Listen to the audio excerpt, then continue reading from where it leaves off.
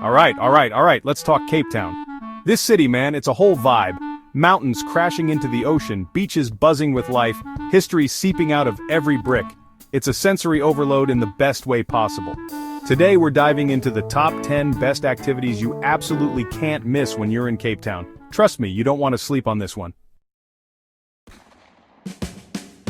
First up, we're hitting up the crown jewel of Cape Town, Table Mountain. Seriously, you can't come to this city and not experience this. Now you can hike up Table Mountain if you're feeling adventurous and have a few hours to spare.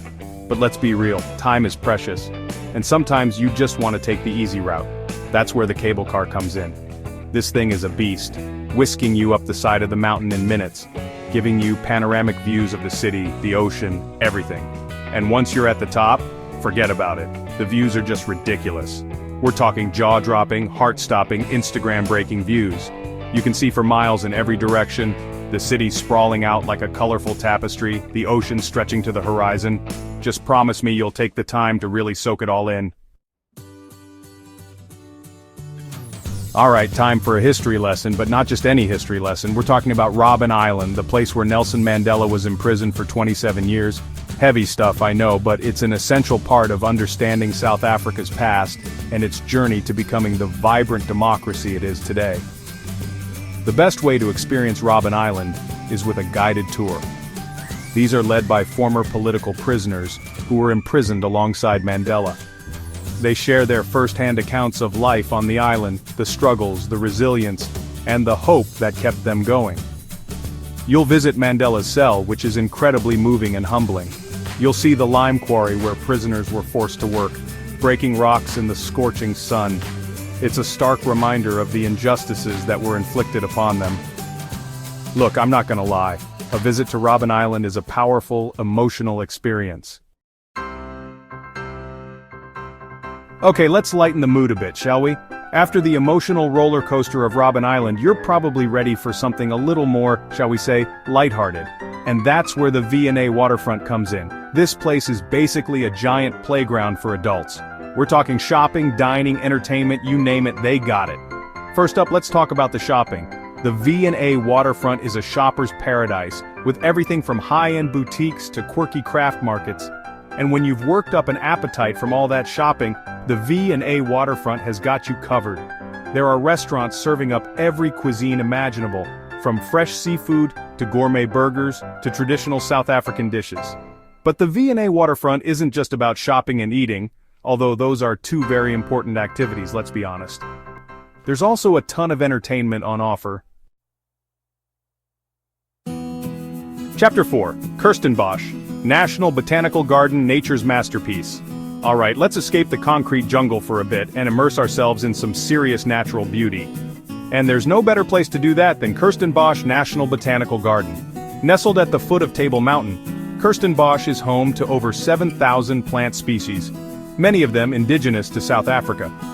One of the coolest things about Kirstenbosch is the boomslang canopy walkway. It's this crazy snake-like structure that winds its way through the treetops, giving you a bird's-eye view of the gardens. If you're lucky enough to be in Cape Town during the summer months, make sure you check out one of the Kirstenbosch summer concerts. They have live music performances every Sunday evening on the lawns, with Table Mountain as the backdrop. But honestly, even if you're not a plant person, Kirstenbosch is worth a visit. It's just so peaceful and serene, the perfect place to escape the hustle and bustle of the city and reconnect with nature. Chapter 5, Cape Point, where two oceans collide. Okay, buckle up because we're heading out of the city and embarking on a scenic road trip to Cape Point, the southwesternmost point of Africa. We're talking about driving along Chapman's Peak Drive, one of the most scenic coastal roads in the world. Think winding roads carved into sheer cliffs, the turquoise ocean crashing against the rocks below. Once you reach Cape Point, you'll be greeted by dramatic cliffs, crashing waves, and panoramic views that will blow your mind. And if you're feeling adventurous, you can hike to the top of the Cape Point Lighthouse for even more epic views. Now, there's a common misconception that Cape Point is where the Atlantic and Indian Oceans meet. Technically, that's not entirely accurate. The actual meeting point of the two currents shifts depending on the time of year. But hey, who's keeping track, right? It's still a pretty cool thing to tell people you've been to the place where two oceans meet. Chapter 6. Boulders Beach, penguins, penguins everywhere. Alright, let's be real. Who doesn't love penguins? They're like little tuxedo-wearing comedians of the animal kingdom. And at Boulders Beach, you can get up close and personal with these adorable creatures. At Boulders Beach, the penguins roam free.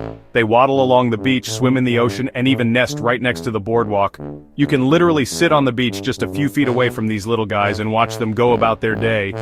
It's hilarious and heartwarming all at the same time. Just try not to laugh too hard when they stumble over their own feet. But here's the thing, as tempting as it may be, don't touch the penguins. I know, it's hard to resist, but they're wild animals, and they need their space. Get ready for a sensory overload because we're heading to Bo-Cap, the most colorful neighborhood in Cape Town, and maybe even the world. Seriously, this place is like walking into a box of crayons.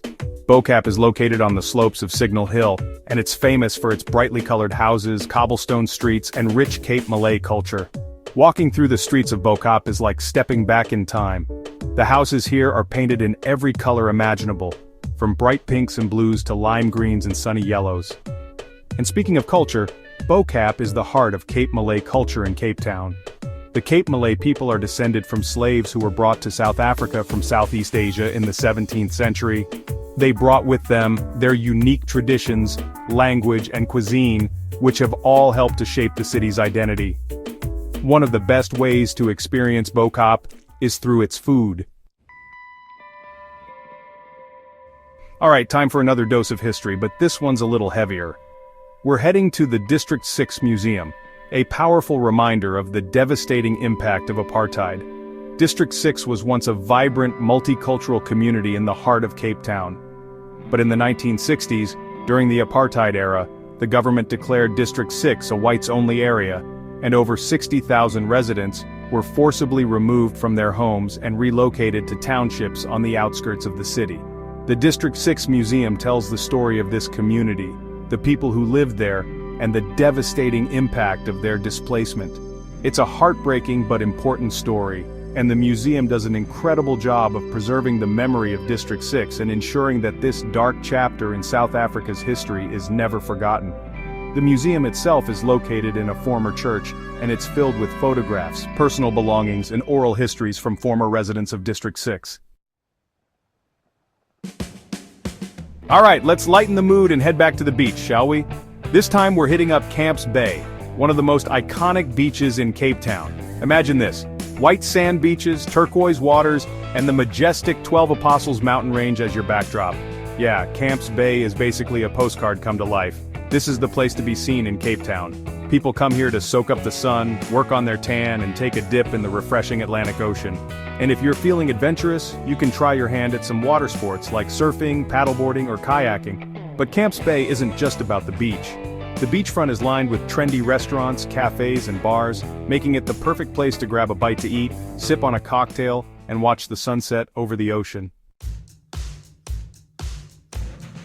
Last but not least, we're ending our Cape Town adventure with a trip to the Two Oceans Aquarium, where you can come face to face with the incredible marine life that inhabits the waters around South Africa. The Two Oceans Aquarium is home to over 3,000 creatures, representing over 300 different species. You can see everything from sharks and penguins to sea turtles and jellyfish. They even have a kelp forest exhibit, which is pretty cool. One of the highlights of the aquarium is the I&J Predator exhibit, which is home to ragged-toothed sharks, giant guitarfish, and yellowtail. You can watch these impressive creatures swim around from the underwater tunnel, which gives you a 360-degree view, and if you're feeling brave, you can even go scuba diving with the sharks. Don't worry, they're in a separate enclosure. So there you have it, my top 10 must-do activities in Cape Town. From the iconic Table Mountain to the colorful streets of Bo-Cap, this city has something for everyone. It's a place where natural beauty meets cultural richness, where history comes alive, and where adventure awaits around every corner. If you enjoyed this video, don't forget to hit the like button, leave a comment, and subscribe for more awesome content. And if you have any questions about Cape Town, drop them in the comments below. Until next time, peace out.